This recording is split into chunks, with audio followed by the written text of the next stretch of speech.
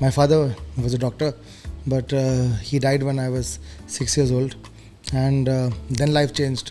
We were moved from a private school to like a public school, and then you started getting bullied and hit and all sorts of things. And and then I started stammering.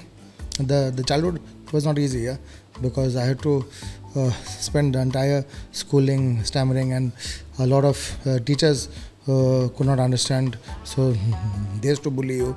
The only weapon I had at that time was my story. Welcome to Susegaad Musings, the brand new talk show that's all about the sun-kissed, beautiful state of Goa. Co-hosted by Amit, Chopra and myself, Ryan Lobo, we talk about the real Goa by speaking to people who call Goa their home. I feel safe in Goa, most importantly. I can come back home at 12 in the night, drive back home alone. Like most of the time I feel safe when I go for shoots. Many times I'm the only person, only woman or only girl there, like in the whole room, like I am right now also. But because of my profession, You suddenly made me realize that. So many times I'm the only person, only woman or only girl there, and I have felt always safe, respected. I feel safe in Goa. The 13th episode of Susegaad Musings features two creatives, Varun Carvalho and Assavri Kulkarni. Varun is a well-known songwriter and singer and the lead singer of Rise Nation Live. Not many know about Varun's struggles and even how Varun developed a stammer. Varun shares his heart-touching story of how music helped him to overcome. Assavri Kulkarni is one of Goa's few female photographers, a published author, and has a truly unique story. We prefer to have Varun and Assavri share about it like only they can. So let's get straight into this episode of Susegaad Musings. Welcome to this new episode, Amit. I think I have more of the creatives of my type rather than your type now. Right You're now, to a yes. creator. No, yes. For the first time, I have a musician and a photographer. So Suddenly I am feeling that I am blessed to be within so many artists. We were having more of the real estate or guys related to something related to real estate. Creative guys, landscaping guys, builders, architects, green building council guy. So there were more of those kind. So today actually I am very happy. We are going beyond the... Yeah, and I feel like finally not any more building talk. I know I was getting irritated with that. But I'm sure Amit will talk about building somehow or the other. It's in your blood. That's my passion. Yeah, exactly. I love talking about, but what I talk about is something different than normally you'll find people talking about. Yeah. So I hope that I'm not boring people by my talks on real estate. So once again, welcome Assavri and Varun. Thank you. You guys are quite popular in what you do, and we'd love to know your background, where you grew up, and what made you artists that you are today. Assavri, maybe you could start. You have a very interesting story that your grandmother was a traditional or trawler boat builder. That's very interesting. She used to build boats. I think you're asking me how I became an artist? What's your journey? Where did you grow up? Your childhood, how was it? So how did it influence you to become what you are today? So I was a bad child. Weren't we all? Weren't we all? I don't know. Yeah, so I think it's my life has been always very interesting. I don't say good or bad, but it's been very interesting, very like a story. Like I could write a book on it. That's that interesting. And you have written 2 books, so that's very amazing. Thank you. Looking forward to the third one. But so as an artist, as a child, I remember that my way of dealing with my struggles and emotions was drawing. So I would draw on walls, windows, clothes, anything that I would find. Like as a child, I think I remember from the age 5, I was just drawing, and I had this very interesting habit of eating mud also. So I would dig into we had mud houses, like our house is old, it's 200-year-old house, mud house. So I would just take a screwdriver and dig into a small hole and start taking it. And then my dad would see that hole, he'll cement it, and then I would start digging somewhere else. So Is the house still standing? Yeah, it's standing still. So now it is from Just mud kidding. converted to cement, I guess. No, it's still mud. It's still mud, and it's standing strong. I thought is probably you've eaten all the mud out. Exactly. No, but I still do. But when there are some places in Gujarat and Spiti, they sell edible mud. You can still buy it and eat it. Like, Oh, wow. For people like us, it's very interesting condition. It's called paika. So and I was either drawing or eating mud. Like, so it's very interesting. So that was my way of because we lived in a joint family. Everything was not always happy and interesting. So that was my way of coping with, the most Rebelling favorite, against it. my favorite place was under the bed. I used to draw under the bed most of the times. Really? Like, Okay. so I've always found myself secured under the bed. Like, and the old beds used to have they were not Big boxed. space Yeah, under that, yeah, and yeah. you could have boxes Yeah, under it. yeah. And I bet you would move the boxes and create a small cocoon space for Oh yeah, yourself. those big Yeah, tin there boxes. were You know, boxes. I- there were all I used to also unwanted do that. things that were not required in the house. would The just funny go thing is, under I the- also used to do that. Yeah. I even created a light this thing so that I could have my own place to hide there and read books and everything. Yeah. So that was your first house, real Yes, estate project. Yes, probably that was the first one. And very interestingly, I came from a very well-to-do family, but we were brought up as poor kids. Like, we were not Okay. given whatever we wanted. We were. I think that yeah, was that yeah, times this thing. yeah. People had that, how do we call it? It was not, we won't Poverty call it, mentality. no, Yeah. not poverty. No, It but was yeah, that it is austerity. still, yeah. And Austerity being to be simple, the, like, they were very austere, Yeah. you have to, some special occasions they'll do some Yeah. splurging of money, so don't spend money, this Yeah, thing, and everything was conserve shared. thing, We had to share yeah, with share the- things. with the So siblings. this was, I Yeah. think, there in the, Just once a year, dress on Ganesh Chaturthi. Okay. No, Okay. buying 1 rupee for the bus. I used to walk to school. I used to cross ferry and go to school, right? So it was very interesting. So are you saying that the trawler building was a lucrative field? Is that where the wealth came from, or was it ancestral? So it was more of the fishing. The fishing business was big, like, and we had then 20 trawlers. My Oh, your father. oh owned- my God, Yeah, my 20 family. trawlers. Yeah, my father. That's huge. Owned, Wow. My father, uncle, everybody together. We had 20 trawlers, like, so. Assavri, you are from originally Betem? Yeah, Betim. Yeah. Okay, no wonder. Malim, Yeah. Jetty and that area. Yeah, Okay. So that's Betim. nice. So we and it had good and bad to both. Like, if there's if a trawler drowns, like, you're putting Yes. all the money you've earned into paying off the people who died, or who died, or a lot of there were like There were it no was- insurances or things exactly. at that time. The probably. family would come so if there are 15 people working on a trawler, if like 4 die, then you're giving lakhs of rupees to the family as compensation. And would that happen often, or? Many times they would fall off after getting drunk. Oh heck. So there was like a lot of risk. Or if a boat is going out, there's ice, there's fuel, a lot of money you're putting a lot of money, and then if the catch is big, then you're rich. If it's not, you come khali, then you are like You can go bust. Yeah. Like every business. Yeah. So that's how my father kept giving away one because he was getting too stressed out about it, and so then we just have one. My brother has just one trawler now to eat fish, so that we can have fish at home. And Wow. Lovely. What about you, Varun? Tell us about your childhood.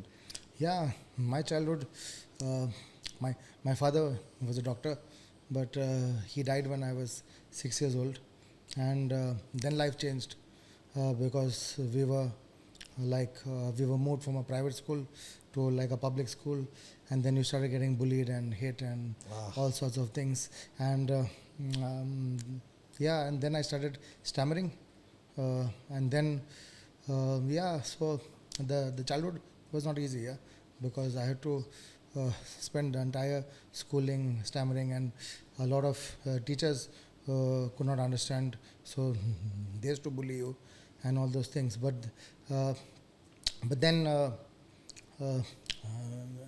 like the only weapon I had at that time was my story. Like I had to survive all that thing, and every day was a struggle just to survive. And because everywhere you go, people would make fun of you, and they would mock you, and they would hit you, and they would bully you, and all sorts of things, and there was no real protection. And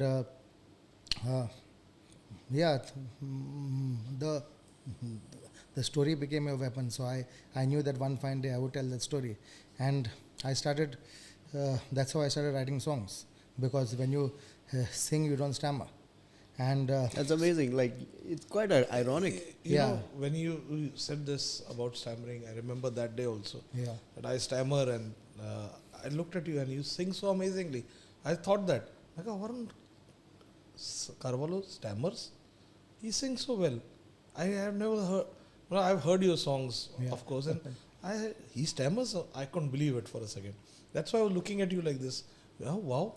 And today hearing your story reminds me of my dad was a defense officer. Every few years we would get transferred. Few years means every 1.5, 2 years we were getting transfers. Public schools, although they were Kendra Vidyalayas, north side, huge bullying. So I used to wear specs. When I was a kid, I had calipers, my leg, so langda, specs, chashmesh. And bullying used to be a favorite part. I think we all have gone through a lot of strong points, but that has made us stronger only, yeah, hasn't it?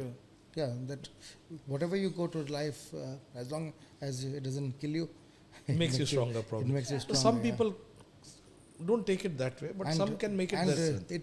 it builds dreams also in you. My father, like before dying, he made me promise him that I would become a doctor. Yeah, because so that dream was always there in me, and but also music became a sort of a healing for me, and a way I could also tell my story. Yeah. So whatever songs you hear of mine, actually, they are all sort of autobiographical. Yeah. But a lot of people relate to them because a lot of people have gone through the Similar same thing. childhood and the same thing and all those things. So in fact, we're going to make a movie. Actually, it's called Roar Like a Lion, and it's going to be on that younger Varun and all those days of the pain, the struggles, the triumph, and finally the triumph. Yeah. Wow. Yeah, Amazing. Superb. Interesting. So you, Varun, because you made a promise to your dad, Yes. so that's how you became a dentist. Yes. So Yeah, no one would successful think that- dentist. I knew this about you because somebody else. I think it was spoken on a radio show or something. Maybe, yeah. I don't remember, but something that I'd heard, and I remembered. So then, when you were telling you were a dentist, I said, I know, and you okay. And but I didn't know that you had several clinics. Yeah, I had 8 clinics in Goa, and then I had one in UK also. So Oh, I used wow. to be here 6 months, and I used to go there 6 months. And My only thing was, wow, Varun is a musician and he has a BMW. I'm like, wow, man. Now I know where it comes from.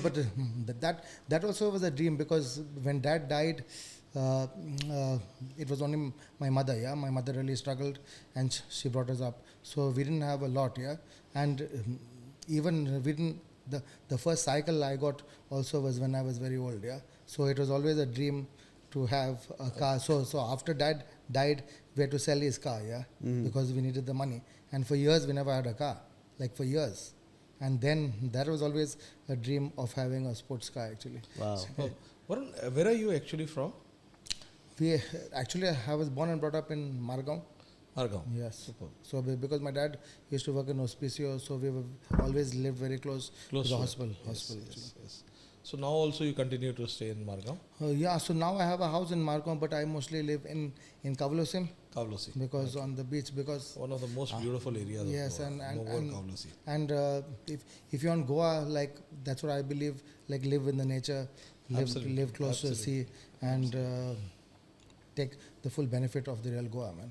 Absolutely. Absolutely. Yeah, amazing. Amazing. Amazing Very stories. interesting. So, Assavri, how did you then, you use drawing as a kind of healing, So, right? like he said, he stammers. I have dyslexia. Okay. So Join the club. I Yes. don't know. I have too much things common with you. Yeah. I'm dyslexic also. So it is. So I had a lot of anxiety issues because as a child you had to perform, you had to be perfect. If you're not, then everybody is judging. The whole world is judging you Yeah, as a yeah. child. Even Yes. today, when a child does a mistake, they will always say, "Kide karta to?" Like, how is he behaving? Like, he's not. A 5-year-old child is judged by somebody, like, because he's not. Yes, true. So when I always tell them, don't judge the child, judge the parents, like whatever he's doing or he's eating or behaving. Why in a do certain we even way. judge anyone? Yeah, or Let just them because be. if you have to blame somebody, then it has to be not the Yes, child. Like, yes. because it's just 5 years old on this planet Earth, like, and you cannot be judging him for watching the Absolutely. phone or eating junk or whatever. Absolutely. So yeah, so you always judge. So my thing was dictation, like, so before every dictation, I would break at least 10 pencils. Oh, yeah. Anxiety, like, tuck, tuck, tuck, tuck, tuck, tuck, 'cause, like, or before every exam, actually. Even I studied in Mary Immaculete's, like, and nobody actually addressed this issue of mine. And But I think back then, no one would diagnose dyslexia. even stammering, considered. Yeah, exactly. it was like, Even stammering in those days, no one had a clue. There not were only- no speech therapists. There Not were only nothing. clue, I think they used to think that there is something lacking. Exactly. Or some Dumb problem. child. Dumb. Yeah, dumb You're a dumb child. child. And I they had just give this up. wearing specs and this, so I became a rebel. There was there was a lot of anger in me. I remember, let us not talk about it. No, let's But I talk was about a it. very angry child. I was very, very angry child. So used to get picked on. I used to hate it and I used to give it back. I became literally known as a whichever school I used to go in, I used to face bullying. So first month used to be terrible, and then they used to avoid me because 10 of them used to come. Two used to end up in hospital. I used to give as better than I used to get, and the people used to then be wary and not. Then I used to live a peaceful life. Yeah. But every time I got the transfer, this used to happen. So it became instant. Like a Become a defense mechanism. Yes, Yeah. defense mechanism. You become Yeah, a little like But this. in those days, there was no sort of protection. Even the teachers. Nothing. Like so, I remember one teacher. She said, like, you can't even say your name. How come you think you're going to sing? And like she didn't realize that when you stammer, you don't sing.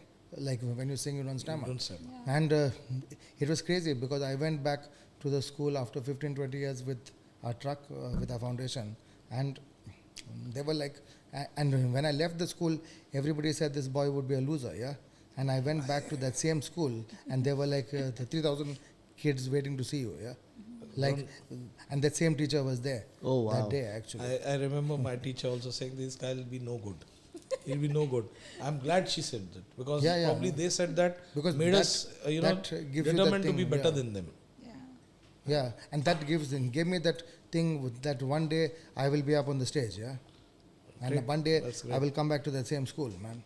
That's so nice. Incredible. Wow. So Yeah. I had the dyslexic, bad handwriting. Yeah. So I started writing in capital I because have very good so handwriting. when you actually. no, but I can't write. My fingers and you know what I I can do write. while writing. This is also part of this. Some have it, some don't. So when I'm writing, like I'm writing my name AMIT. Yeah. So AM, so will happen TI or Yeah. I did M. this. So yeah. this happens Yes. a lot. Yeah. So I started writing in capital because Yeah, that okay. doesn't happen that much in capital. Yeah. It still does, but it's not that much. And my fingers are broken. So all still fingers are can't. broken. I So I have to can't. ask. My handwriting is very poor. Sorry, how did your fingers break? Let's not get. So this is someone teaches this thing. Really? I was from Goa, so I didn't know any other language except what used to be spoken in my house. Yeah. So little Konkani, mostly Portuguese they used to speak, and English. Okay. So English was a common ground for my dad. So I picked up English very early, rather than any other language. Little Portuguese I could speak when I was a kid. Then I didn't have anybody to practice it with, so I lost it. So when I went, mostly those schools had, even the English medium schools were not that good, and you had to study Hindi after some time. Yeah. So when I studied Hindi, I didn't know Hindi. Class 5 was when I first studied Hindi. So I didn't know a word of Hindi. I couldn't speak Hindi. So how would I know how to write in Hindi? So forget Hindi, Sanskrit became a language. Wow. And I didn't know anything about Sanskrit. So there was a teacher, favorite thing was putting pencils in between fingers and hitting you with a duster like this. So the fingers, obviously they get. So That's that so painful. teachers used to be quite Yeah, that time. Let's not they get were there. brutal, So, man. but Yeah. now it is reverse. Now they can't. Probably there has to be, as I say Yeah, many it has to times, be a there has to be a balance. balance. Yeah. Discipline also is Yeah, required, but discipline is- we also require we were lacking a lot of, things. We've gone from one extreme to the other extreme. Yes, sir, right. And of course, probably they could have coped well if the teachers were given those trainings, how to handle people with verbal this thing, with words. And, it is very important. We don't have that proper training. Even, I remember, I don't blame that teacher, but I became a rebellious kid, not wanting to study. The teacher telling me to get out, so I should get out of the class. So I became a little more boisterous kid or more this thing. I used to be quiet. I think with girls it becomes opposite. You become more closed and you become more. So I used to be, like a little rebel. Boisterous means you pick on me, I'll give you back. So I was like that. So I was good in English. Only favorite of the English teachers. Till class 10th, my English teachers used to give me as an example. So she used to say, this bugger will not open his book. But you know what he does? And this, only one teacher caught me on this. So I know what he does. The moment the books are given in the holidays, before the holidays, this chap opens the whole books and reads it. And then he keeps it on the side. And he'll never open it again. But if I ask him anything, he'll know everything. So that was a boon and a bane. I didn't have photographic memory, but I could read and remember. So you tell me that some people have that photographic memory. I don't have that. My thing was I could understand it. So anything that I understood, history, I could understand it. I was very bad with dates. You ask me the date, I'll follow it up. But actually I could remember things, civics. I used to read, and I read the constitution. I had a habit of reading. So I kept on buying a lot of books. By the time I reached, I think, class 9th, I had more than 10,000 books. Wow. And my dad used to be, it was a nightmare for my dad. Whenever postings used to happen to transport so many books, I remember 15, 20 big boxes were of my books only. And you can see here, there are a lot of books here outside. So we lost most of my books when we were transferred from Calcutta to north, and the trucks got flooded because of a flood. Things were broken and taken out, and a lot of things happened. Most of the books got spoiled at that time. I had huge collection, but slowly I rebuilt it. Then when I shifted from Delhi to here, I donated my things to the library. Came down here, and now I have a small collection which my wife along with me threw out of the house. Keep it in your office wherever you want. The whole house is flooded with books. Where do I keep my stuff? So my books are in my office. They're still flooding the house, but yet books are something that I love. I can't read that much now. But traveling, reading, meeting people, making friends. Making friends became easy. Defense background, transfers, you meet new people. It became easy to open to and speak to people. Connect. But you also had always a guard on you. So it's okay. But I could connect with people easily. One to one, I can speak with anybody and not feel intimidated or, in awe with anybody. So that was easy for me. Traveling, that was my passion. Driving around was one of my passions. That's why I think I ended up in real estate, because that way I could do all of these. Also, I wanted to create. I love old buildings, architecture, history. So with that, probably I got connected to, and during Delhi times, this became when I turned up in real estate. When I came down to Goa, people said it was a drastic big change, doing well in Delhi, coming down, starting from scratch here. So I took that call and I've never regretted it. I've met so amazing people out here. People who have various stories, people like Varun who speak from their heart. Doesn't mince his words about anything. I've seen him talk absolutely what is required to be talked. I've met, fortunately now that people, amazing people with amazing stories. And we thought that these stories are what we require to put in front of people to dispel that popular Bollywood notion of Goa. What Goans are really about. The intellect of them, the talent of Goa. If it is put out in front of the public, then they will come to know what Goa is all about. That there are people of Goa. So the people of Goa, where we had met originally at the NDTV show, it also was in part inspiring for me to do something of this kind. And luckily met Ryan, and Ryan wanted to also do something. We were talking, and one thing led to another. We thought we'll do a talk show where we can get personalities from Goa come and speak about their experiences, their lives, what Goa is about from their angle, what they love about Goa, what they think the future is about themselves, about Goa, and what they would like to preserve in Goa. For me, Goa was welcoming, warm, the warmth, the people of Goa. For Goa, some people say the sun and the sand. For me, it was all about the people. Excellent. So, Assavri, you have written 2 books. You are a very popular portrait photographer, food photographer. Your husband is into wildlife. You really live the artist life. Tell us how you got into photography. Did your drawings and your paintings convert into that? So I don't paint really, I draw. So that's actually I think for everything you do in life there has to be design. Otherwise it's clutter. Yep. Yeah. So the way you walk, the way you serve your food in your plate, you don't serve it like you would serve it to the dog. It's like you just put everything. But when you serve it for yourself, there's a design. The way you walk is design. The way you write a story, everything has a design. It has to flow. It has to be effortlessly flowing, and your audience has to give you that wow thing every time they see or look at your work. Like so.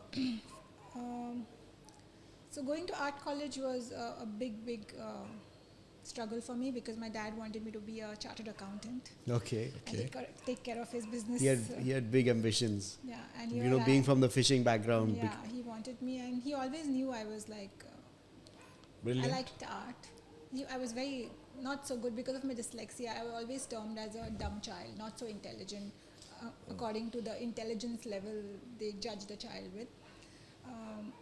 But I had always this thing of not doing what others did. I still have it. It's, if you call that being a rebel, I don't know. But I will never do something or wear something or try to replicate what somebody has already done. Yeah, I love what you're wearing, by the way. Thank you. Very That's unique. a Kunbi sari. I see Pants. that's a take on the Kunbi sari. Yeah, it's a pant created from Kunbi sari. Sari is by Praful Makwana. Wow. He's one of my designer friends. Weren't you telling us that you're writing a book on Kunbis? Yes, I am doing a book on Kunbis. It's not on the sari, of course. It's on the Kunbis, their food, their culture, their history. It's been a long process. My first Kunbi picture I had taken in 1999. Wow. Yeah, it's a black and white. It's a full photo essay on the Kunbis I did in a place called Indra Vado. We had to walk for 3 hours to get to that village in Kankon. Wow. Very, the village is no more the same as it was. Thankfully, I have pictures of that place. But the Kunbis are the people who do agriculture. So that's what it means, the ones who do agriculture. They are connected with their roots. They still are, even if we talk negatively, and they just are not looked well upon. Like they're always looked down upon. Like in our culture, where educated, so-called intelligent culture. So it's very interesting when I meet them. Their food habits, the way they are as people, so simple, so connected, vibing at the highest level. So yeah, the Kunbis, I'm looking forward. They are into what do you call it? Shifting agriculture, right? So they clear they used some to be place. also called to work in other people's fields. Places. Yeah, Okay. so they came from Karnataka sometimes, from Maharashtra, and they settled in Goa. So there are Catholic and Hindu Kunbis both. A very interesting thing I should tell you about, which I would like you to know, because they are the natives of Goa. Okay, so they are the first natives of Goa, the Kunbis.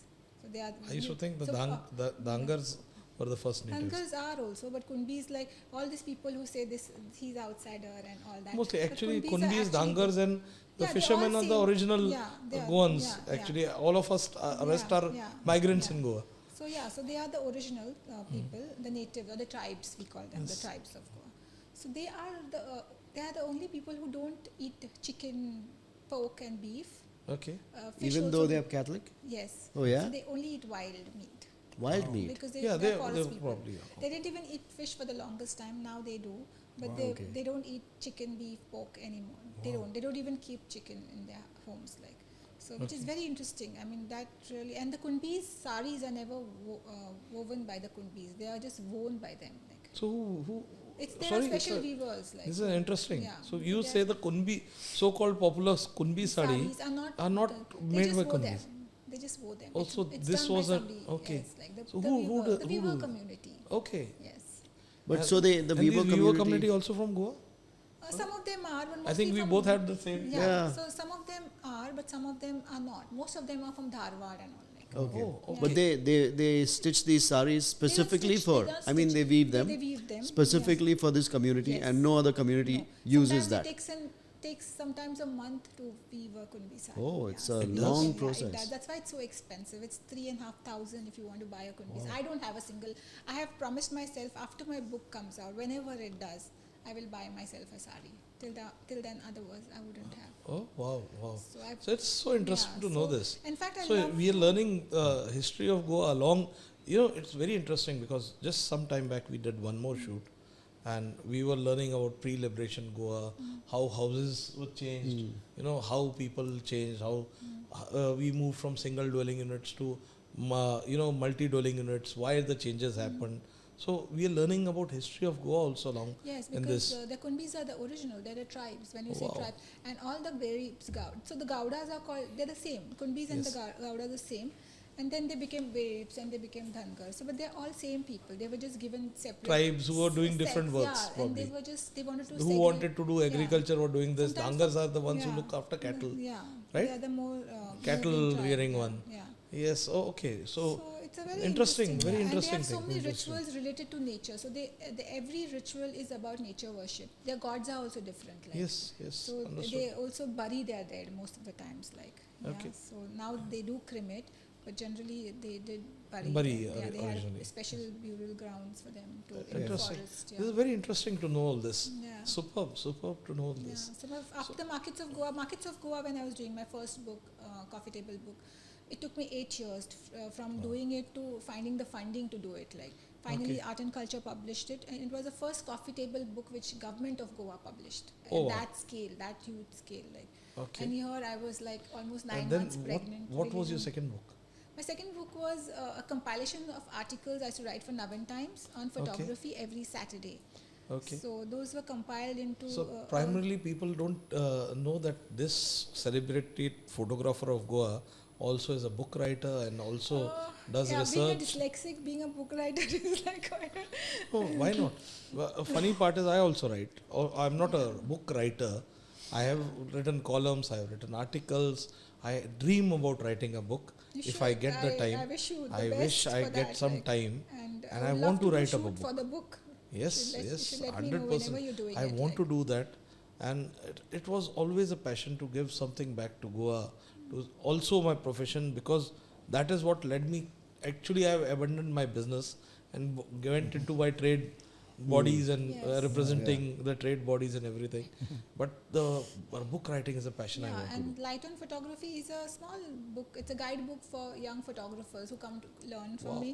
So instead of Xerox notes, now I give them a book. Book. Like, and it's a very simple book from my experiences, how to dress as a photographer. Like, Wow. you cannot just go wearing deep necks and, a low trouser and a public space doing photography. Like, you're going to attract attention. You don't want to do that. You should be invisible as a photographer. When you should look your ugliest, I would say. Like, you should not be.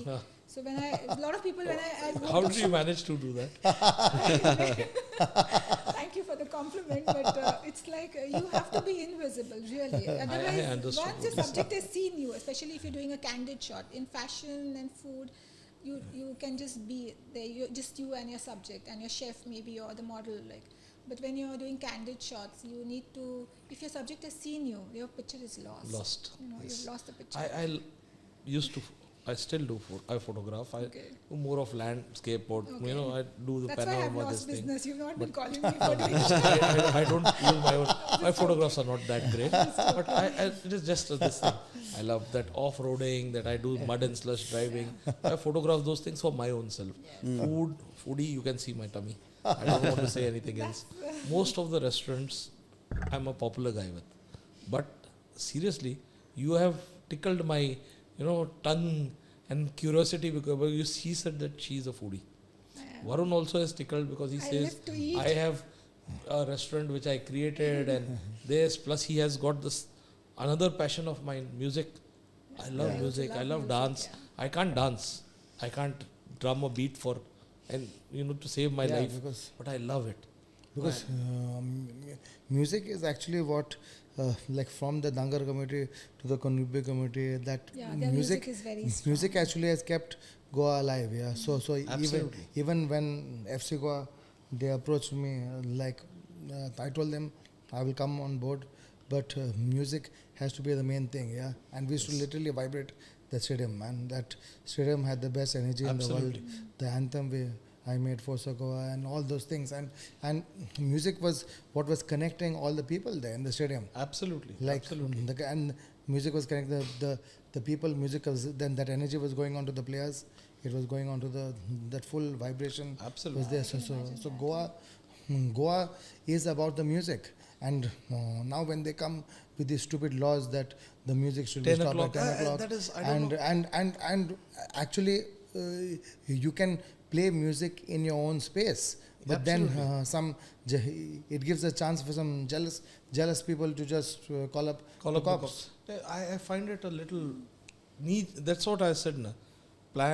We were talking about things earlier about planned development and knee-jerk reactions to things. Yeah. Which from one end we go to the other end. See, I can So understand as long- music disturbing people. No, as but long as the music it's not is not disturbing somebody, it's not reaching out of your way. Now there are like even in our restaurant, we have made the music in such a way that it just stays inside. So we are not disturbing anyone. Sadly, Yeah. that I think probably somebody was playing music that was disturbing the guy who did the order, and I know who did it. I don't mean any Yeah. disrespect Yeah. to him, because I have very high regards for him. But I think sometimes they do not apply their mind to what they are causing.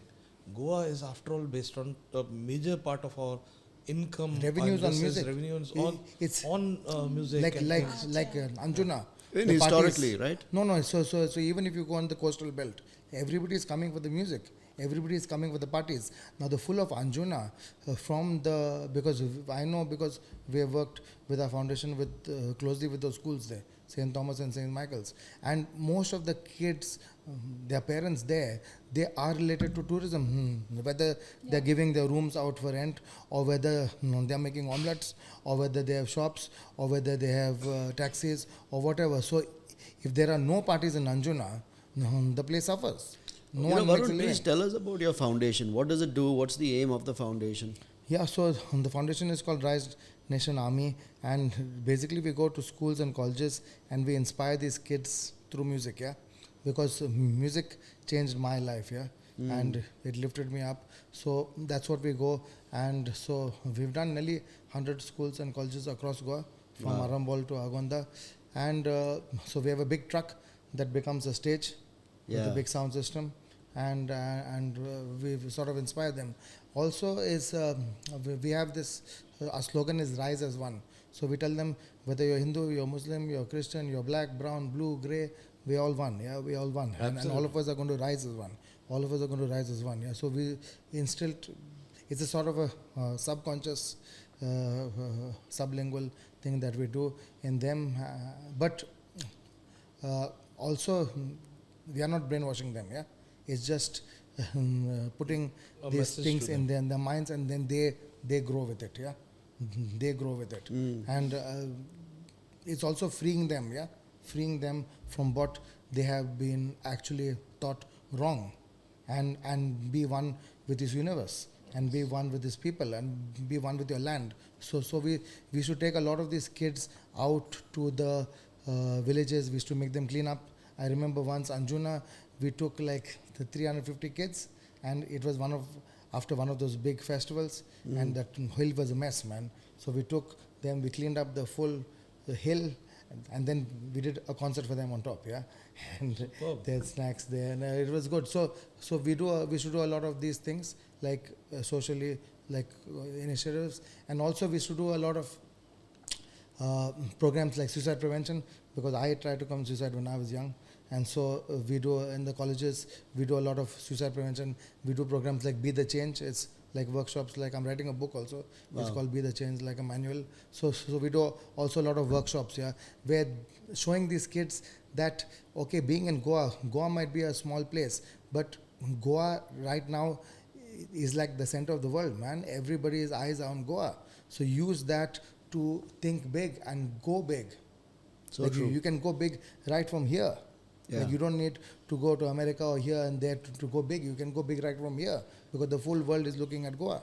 You know, a little known fact about you, which I'm surprised to know, is that you are a dentist. You are a dentist. You had multiple clinics. So you did follow your father's wish for you to get into dentistry. Yeah. Yet you say half the year you spend in that Yeah, profession music. and half the year you spend in music. So tell us about that. I mean, very interesting that you have so many clinics. You've been very successful. Yeah, so it was like, as I said, my father actually inspired me because before dying, he made me promise him that, Varun, you have to promise me one thing, that you are going to become a doctor, yeah, because we are born in a family of doctors and that's what we are here for in this world, to serve people. And luckily, when I finished my dentistry, I wanted to play professional cricket, yeah. Oh, really? And because I used to be a leg spinner, and I told my mother, So many I love to aspects. play cricket as well. I told my mother I want to play professional cricket. She said, "You must be joking. Like you have finally become a dentist and you want to throw it away." My God, so many similarities. Anyway, but then a few years later, I had the opportunity because there was a shortage of dentists in the UK. Uh-huh. So for the first time, they had the exams in India, and so we answered the exams and we went to the UK. So I went to the UK to work as a dentist, but actually I went to play cricket. Yeah. So I did 3 seasons there with the minor counties in Staffordshire. Oh, so wow. Staffordshire, wow. yeah. Interesting. I played 3 seasons Oh, there. this is damn interesting. Yeah. So that was my dream. And is this along with dentistry? Yeah. Okay. So I used to work as a dentist, and then I used to play for a club in the minor counties in Staffordshire. So I did it for 3 years. But then there was a calling back to Goa. Yeah, I knew I had to come back here. Yeah, and also to fulfill my father's promise also. So I came back here, and then by that time I found this niche in dental tourism. So actually I was like the first guy who started it. Yeah. So I kept the clinic in the UK. So I used to do all the marketing, all the consultation there, and then I used to move all the patients down here. And really? so around 4-5 months a year I would stay in the UK, and then 6-7 months I would be here doing all the work in the summer here, and then eventually I opened 8 clinics across the coast. Wow. From Carvalho to Kalangut. How And could you manage 8 clinics? yeah, but I has to manage. Number 8 My can manage anything. Number 8 can manage anything. Yeah, number 8. That's your Yeah, so it- star it sign. was It's a 8, very 8 clicks fate- also, yeah. fate-related number. Because Destiny 8, number. 8 was a very lucky number, yeah, but lucky, and whenever... Some consider it not that this thing, Yeah, but some do. but yeah. it's a very strong It's number. a very Yeah, strong yeah. number. It can take you any direction. And You whenever don't quit. whenever I used to pray also, it used to be always in 8s, yeah. I used to say the prayer in 8 Oh, yeah? times. Yeah, so then that happened for a few years, and but also it was, I came back to prove a point, yeah. I could have easily got lost in one of those countries, in England and America, but I came back to prove a point. Like everybody was saying this boy is useless and this boy is good for nothing and whatever, and that was the thing. And then one fine day I realized I have proven to everyone, I have proven to myself also, I don't need to prove anymore. And that's when I went back to the music. Yeah, I was always playing the music. I went back to the music, and then I started recording the albums, making the albums. And I always had a thing for reggae. Yeah, and a lot of people ask, Varun, you're born in India, and how come you're playing reggae? I said, you're just born with that vibration, with the Rastafarian vibration, yeah. And yeah, so then because of reggae also, it was really nice because we were playing in different reggae festivals all across the world. We connected with Bob Marley's family.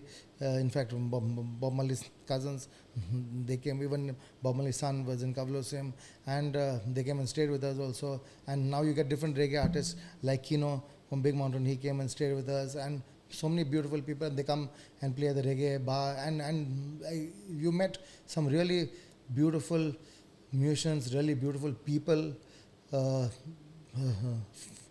from this reggae community. Superb, Man. superb. It's really been beautiful. Wow. Superb. You also use you are quite popular in Goa in the music scene, Yeah. but you've also used your music to share the message of Goa. You've written a song, Amche Goa, is it? Yeah, so I've written Multiple songs. a lot of and songs. you use it to spread the message which you want to spread about Goa. So, what is the message that you want to spread about the state of Goa?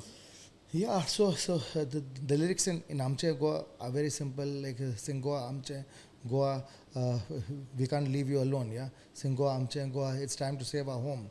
So whatever Assavri also was talking about, like we have this deep-rooted culture here, yeah. Absolutely. We have this deep-rooted sense of belonging here. That's why all of us have come back to our roots, yeah. Right. And but there's another thing in this is you stay rooted, but at the same time you have to evolve, because if you don't evolve as a culture, it'll be the end of your culture.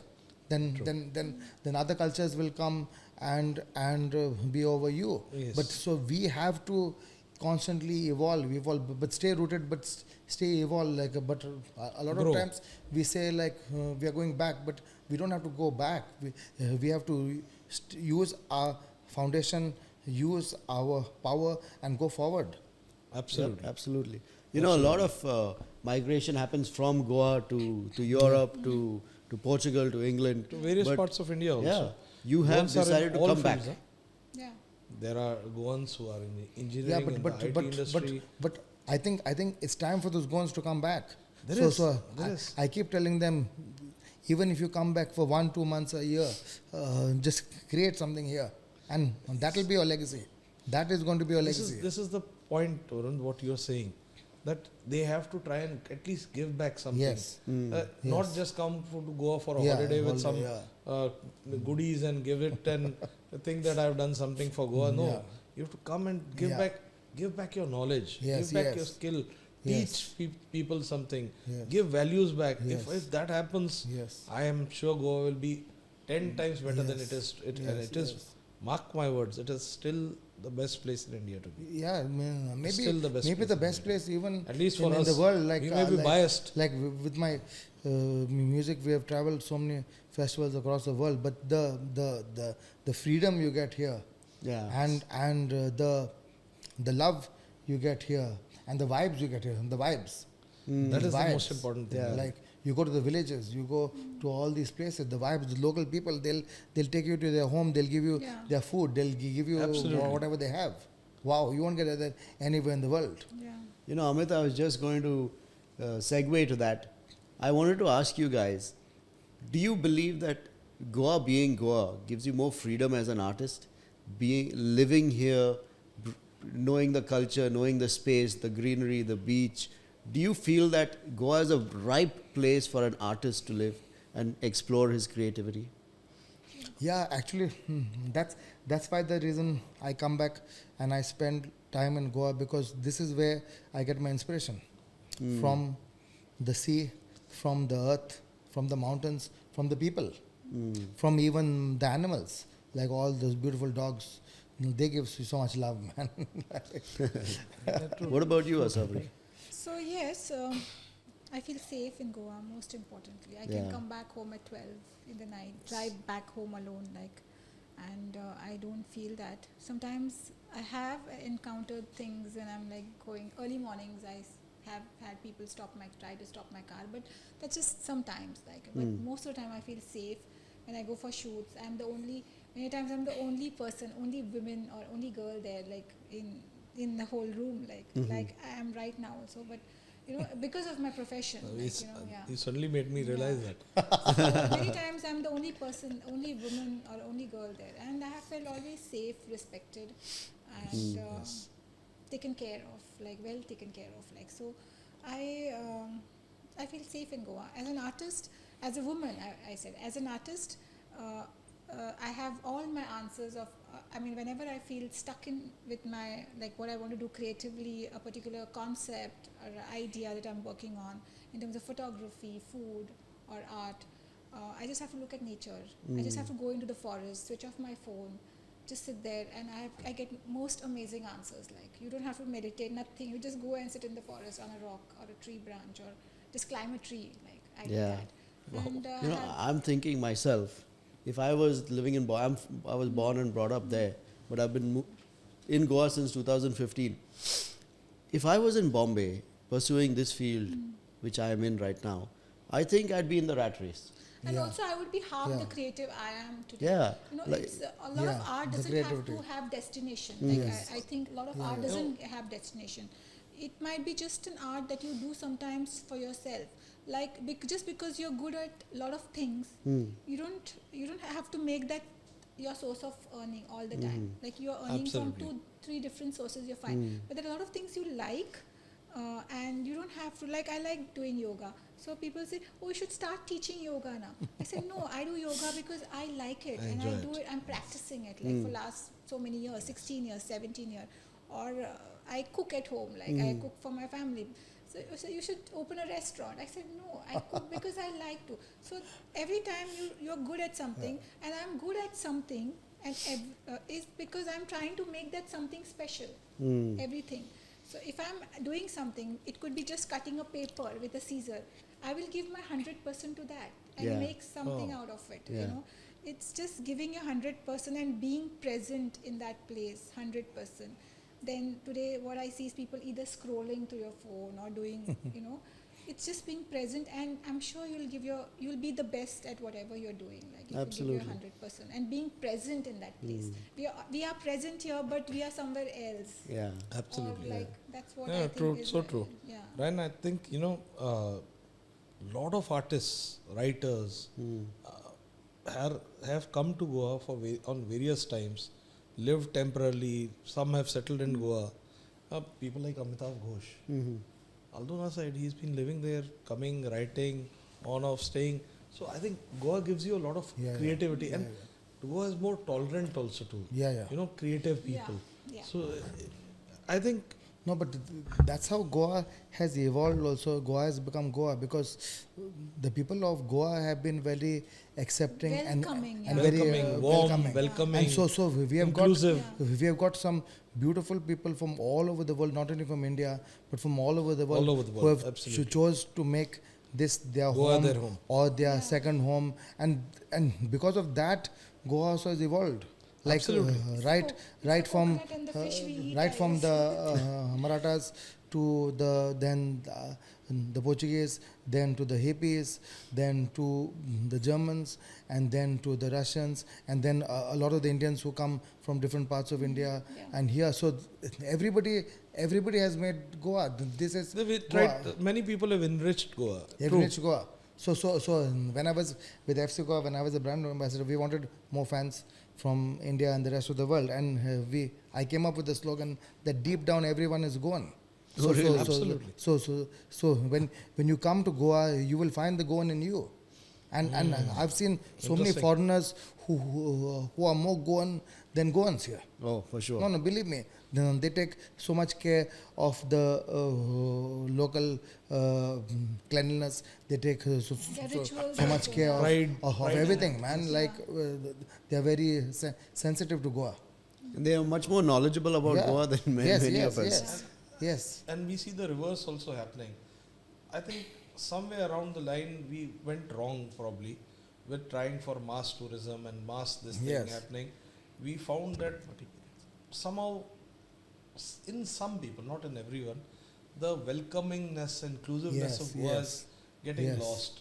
I think that is what we should retain, try our best In the to do. commercialism, Yeah, In this in the greed, commercialism thing. and the commercialism, and That has played a sad we part. lost this welcoming, what she said, this welcoming thing, and the way to grow is by absorbing. Yes. You have to absorb. You can't Imbibe be things. a frog in the pond. Yep. You cannot be a frog in the pond. Absolutely. Now even all these reggae artists who come and stay with us, they work in the studio, they play, they're enriching us so much, they're enriching our musicians so much, man. The band and the collaborations that are happening. Amazing. Excellent. amazing I think to Goa hear. is a fertile ground Yes, for yes, creativity, yes. for Yes. art, You know why for it is? culture. Tell us. It's the fish and the coconut. Is it? Yes, it's the good fat. Is the good fat, healthy your brain fats. is all fat, and your creativity comes from good fat. I never thought about that. Yeah. And Interesting. I think Has to be in the right place. I think I like to think my brains are here. Yeah, of course, it can be anywhere. They say the best way to a man's heart is through his stomach. So My brains are here. Your brain can be anywhere. Actually, why I say that is, I love food. yeah, all of us. First We all do. primary love of mine is food. I love going to local spots, eating food. People can't this is a funny thing. People are talk to me, of course, because I've lived so long out and all over the place. So obviously my Konkani was never that great, and I speak with different varying accents. I don't know what. So my enunciation and pronunciation of English is also gone haywire because I picked up dialects from so many places that it naturally comes in my speaking. Yeah. So when one day I was trying to speak English, Konkani, and my wife started laughing at me. I just said some words and the way she laughed, I stopped talking in Konkani after that. I felt so embarrassed. The dialect went is red different, yes. because not just dialect, the way probably I pronounced the word, it meant something else than it should have meant, and they were laughing at me like anything. Of course, I can order food in Konkani like anything. I can order my drinks in Konkani like anything. And when I speak about food and drinks, they think that I'm a Goan. The moment I don't speak about it, and people I've seen converse with me in Konkani, I keep on conversing in English or Hindi, whatever, and they're comfortable with me till they don't realize that Chopra. Then I become a violin. then but you said something that actually for me was a great compliment. You know what? What is it? When we met, you look like a Goan to me. So I just didn't know what to say. I thanked her immediately, but because yes, I am Sorry, I Goan. mean, like Not we look as a photographer, as artists, we observe a lot in this scene. Yeah. Huh? So like sometimes it's not judging, but it's just observing a lot of so things. you, Because thank you that you could see the Goan I in didn't me. judge you. So I just thank you. yeah. I just asked her where I am from. The words were Goan, but I was surprised because most people can't make that out. Goa has been my love forever. No, but sorry to interject in this. So we've had this conversation, and that's what is good, yeah. Because when you come to Goa, from whichever part of the world you are, you be Goan. Yes. And so a lot of people, they come here and then they try to change Goa. But I said you amalgamate into the system and That is become the Goan, important. like be That Goan, is the man, important and find the Goan and be Goan. Yes. So true. So true. Yeah. So true. So amazing talking with you. Amazing people. talk. Yes, amazing. So you have enriched our lives. I'm telling you that because just this talk with you has taught us so many things that it has taken our level of knowledge about Goa also to another level. Empathy that you have, Varun, and the empathy that you have both, and the childhoods, the things that you have told us, shared with us, actually are going to help not only us but a lot of other people understanding Goa. Yep. What is Goa? Is it the sun, the sand, the beaches? There are other places in India which have the same. It is the people of Goa that make Goa what it is. Yes, Absolutely. I think This is the that's the first people of thing Goa, that I yeah. tell to people. Yeah. You are looking for Goa in the wrong places. Look at the people. Yeah. They are Goa. That is what Goa is about for me. And I think if I can add a little bit here, like if I may, it's about the people and the food and the rituals. Everything. The culture, the culture, Yeah, the yeah, culture. If the people The of music. Goa, The shared culture. they have is- to be music. Goans, then they have to continue doing their rituals and their Yes. festivals. and the best part of Goa is, So Catholics will celebrate the harvest the and the rituals are similar in Goa. and the You know, the Saibin Catholics will be are- celebrated by Yeah. Hindus. like just to interject, because music has been a very important part of my life, and also recently there have been these things banning music and all those things, yeah. But Sadly. how has the Goa vibration is because the music. The music is in everybody's blood, man, and everybody understands his music. So from the days in the temples and the churches, the beach shows that used to go on full night, and this music, whichever artists were playing, they were vibrating the villages, they were vibrating the people. Like the temples, the music used to start only at 11 o'clock Yes. and used to go full night, and no one was getting disturbed. Now suddenly, how are people getting disturbed? I think And probably so then the police or whoever go and deal with the real disturbers. the people Disturbers who are doing that huge who are doing that thing, and but everybody. don't kill the Goa vibe. Yes. Yeah, the culture. The culture. is so I important. agree with you. I agree with you absolutely Yeah. on this point. Every That, nature ritual. Yeah, all the rituals, you put man. your It's so important. sound Yeah, limits, you everything. put your things, but it's just crazy. People, the beaches, the things start at 9, Yeah, 10, you're not and you ask them to shut Yeah. down at. How is a tourism-based, economy going to survive? Yeah. You just don't know. And the They people are say coming only here for in the closed And with rich- permission. and, for So every that ritual, so they want music only is the so big one. Yeah, important. Yeah, Like music is so every important. ritual, whether it's in the temple, whether in the church, whether in it's the- anywhere, man. Anywhere. Anywhere. Yeah, and I agree. Whether It's all it's connected somebody to the getting married, biodiversity where of them. something getting married, yeah, somebody getting engaged, somebody having a thread ceremony, something it's all connected to the music. So the music stops, the place is going to be dead. It's going to be dead. True. I agree with you. I wish that good sense prevails and some proper this thing is framed. You don't throw out the baby with the bathwater. That's what Yeah. it's an old saying. So killing the music, killing the vibe of Goa will Yeah. not work. Yes, you can put a curb of those loud blaring Yeah, music those guys, and like, people doing wherever. those kind of nuisance shows, Yeah. disturbing not people not. So that yes should be Yeah, curbed, yeah. but you can't imagine a kino coming to Goa Yeah. and not being able to sing a song. Yeah, yeah. It's It's just happened. simple. Yeah. Instead of putting your name, Varun, I am taking his name. Yeah. Or Varun Yeah, Carvalho not being able to sing about Amche Goa Yeah. because it is 10 o'clock. So we have to be sensible on things what we put in. Laws have to be brought in. Balance of On everything, right? balanced laws are required. Yeah. You require balance between development, you require balance between life, you require balance between what can. So strict laws are required and crackdowns are required on people who break the Yeah, laws. who break the laws? Why not? You punish Yeah. them. People who come and throw their weight around, try to act as if they own Goa. Those people should be thrown out of Goa. Yeah.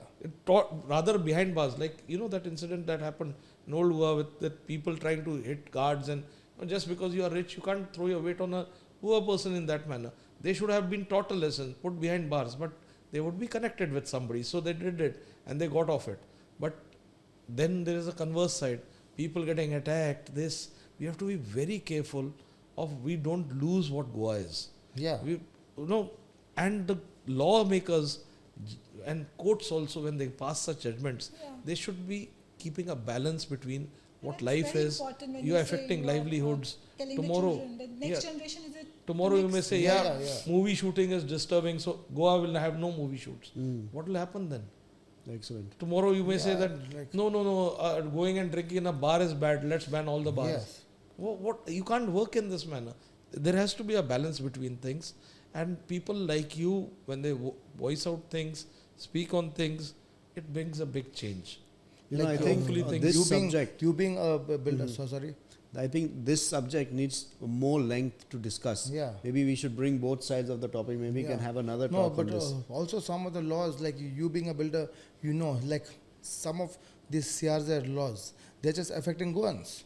Because a lot of people have the land and they can't do anything on the land, and they've been always living close to the sea. They've been always been connected to the sea. And then some 5-star can just build whatever they want. And same thing with the music. The same guys whom the case was going on, This is they are what still I'm saying. This is blasting what the I was music. saying. They're still blasting They are- the music. they are in and the other restaurants are being shut. Shut down. So Same thing with the CRZ laws. I agree with you. What you said is, I saw a place. I don't want to name it. Music was played till 4 o'clock, Yeah. and nobody could stop. Blaring music playing in a prominent place in Goa. Everybody could see it. It was a road-facing place. The music was heard far, but nobody could stop it. Yeah. But a normal small guy playing even a radio on is this thing is come and told 10 o'clock, fine. he'll pick up his radio and then he'll have to do something. That becomes something that is nonsense. Courts have to think of a balance and not kill Goa. Yeah, same thing with the CRZ laws. Like Absolutely. the small guys who try to do something on their own piece of small land there, and those guys are demolished, and the big guys are just building in the sea and everywhere, man. I understand where you're coming from, Varun. Yeah. We tell this to a lot of people that we have to be very balanced and careful when we do things. But then we see illegalities happen. And then we see other things happening. Of course, they require checks. But the checks don't mean that you cut the head off of and then say, now I've killed, so now you can't do anything wrong. You have to have I've seen lawmakers say, no, we will not do this because people will violate it. Because somebody will break it, you cannot, in Bali and Malaysia, they build right into the sea. Right into the sea. There are norms for it. And there are norms with teeth so that they can implement it. If you break it, you are forever banned. You cannot open a new place. So the law implementers or the enforcers don't come and harass you for it. So if you are done wrong, you will have to pay it. This is what has to be brought in. And we require judgments, orders, laws being made for the growth. For development. Not to destroy things. And development, balanced development. You bring proper laws, proper norms of things. Then if somebody is violating it, crack down on it. That is very important. I think that's what you're coming from, if I understood. Absolutely. So because like I'll give you a small example. Like in our village in Carvalho, so the village has grown, but one side is a river, one side is a sea. So, but we need more development there. We need more hotels there. We need to go, but you cannot build anymore. But allow them to build, within the norms, within aesthetically, so that more tourists can come and enjoy the river, enjoy the sea, and enjoy everything there, and the locals will benefit. So make it eco-friendly, make it norms eco-friendly. Do it in that manner, but make it eco-friendly. Do it in a manner so that people can earn their livelihoods also. Otherwise, what is going to happen is resentment. That is why the resentment builds up now. So this is the absolute thing that I agree with you on. Absolutely. Thank you for putting it out. We've had some excellent points, some very important issues raised, but more importantly, you guys are both artists and gave a really beautiful rendition of how your lives, your experiences have made you who you are today. So thank you very much, Assavri and Varun. It's been a pleasure having you. Along with Amit, we want to thank you. I wish that we could have had Varun hum a song with a guitar or something. We can do that. Excellent. You want Excellent. that? Let's take a break and then if you can get the guitar and play a song for us, we would love it. Thank you. Awesome. Yeah, it's been a really good afternoon and really enriching also, because I've learned a lot from you guys, and thank you, Ryan, thank you, Amit, for this really good initiative where actually you guys are documenting the stories of Goans from Goa, of Goa, and hopefully these stories will not only project Goa in a different light, but will also inspire the next generation to rise up and shine. Absolutely. And thank you, Assavri. And the first time we met, but you really are inspiring, and especially going down to the roots, because that's what I believe. We have to go down to the roots first to strengthen ourselves, to strengthen our music, to strengthen our art, and to strengthen each one of us. So this song is called Amche Goa, and this talks about the same thing.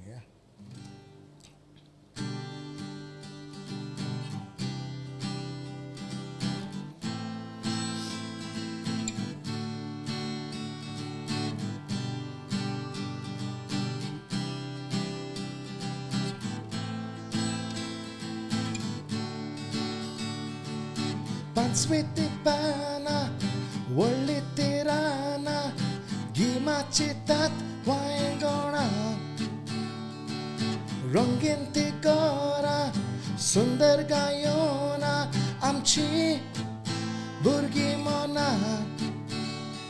Moon go up, armchair go up, armchair, moga chair. Moon go up, armchair go up, two chair, animal chair. Na na na na na na na na na na na na na na na na. Na na na na na na na na na na na na na na. We're losing our lands, we're losing our sense because of some devious plan. We got to unite, stand up and fight before we lose our right. Sing go up, armchair go up, we can leave you alone. Sing go up, armchair go up, it's time to save a home. Sing go up, armchair go up, armchair, moga chair. Sing go up, armchair go up, two chair, animal chair. Yes, I think Goa belongs to me, but Goa belongs to you. That's what the lyrics say. Tujhe ani mujhe. And I think it's time for each of us to take responsibility of our Goa and don't blame as we do the government or the police or other people, man. It's we, the people, who can actually make the change. Yeah, Absolutely. Thank you once again. Absolutely. Thank you. Thank you, Varun. Teary Thank you. eyes. Thank you. Beautiful. Thank you, Assavri. Seriously, you guys have been amazing, learning experience, and thank you for taking out Varun, you traveling here, Assavri, you coming from there. Seriously, without even understanding and knowing, but wanting to come for such a effort is commendable. Thank you. And what work you guys have been doing, please continue doing it. Yeah. Please. Thank you guys. It's been so Thank you enriching for having me us. Yeah, Yeah. thank you. and Amit, and Thank you. such a pleasure. Thank you so much. Thanks for tuning in to this episode of the Susegaad Musings. Stay tuned for the release of the next episode of Susegaad Musings exactly in 1 week. You can listen to us on Spotify, Apple Podcasts, and any other podcasting platform. Watch us on our YouTube channel or follow us on Instagram and Facebook @Susegaad Musings. Susegaad Musings is brought to you by Amit Chopra and me myself, Ryan Lobo. I will see you in the next episode.